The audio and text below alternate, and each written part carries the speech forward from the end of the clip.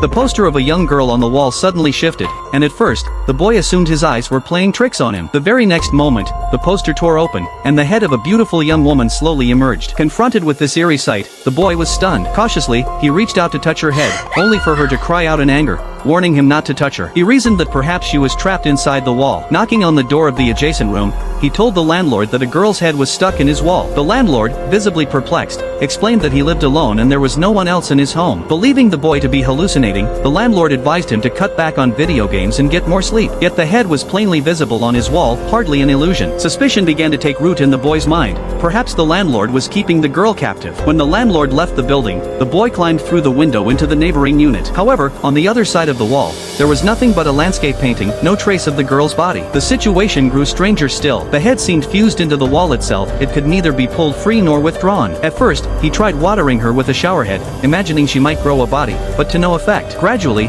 he accepted the head's presence. He fed her and even brushed her teeth. One evening, as he watched videos on his laptop, an unsettling thought took hold of him. Approaching her head, he kissed her without permission. He then gripped her firmly, attempting to pull her body from the wall. She cried out in pain, but he ignored her protests, intent only on forcing her out. When pulling failed, he fetched a hammer and began striking the wall. The sound of splintering plaster made her sob in fear, and the landlord on the other side was equally shocked. Yet the boy persisted, and soon he had broken a large hole through the wall. When the entire wall gave way, he stood frozen. The girl truly had only a head. Her body vanished completely from the neck down. The landlord, trembling with terror, fled the scene. Even then, the boy refused to give up, continuing to tug at her. At that moment, neighbors, alerted by the noise, arrived. Not wanting them to see the head, he covered it with clothing and held it close. This, however, only convinced the neighbors that he was mentally unstable, and they took him to the police station. After hearing his account, the police likewise concluded he was suffering from a psychological disorder. He was transferred to a psychiatric hospital, where he underwent a series of examinations. When the evaluations were complete,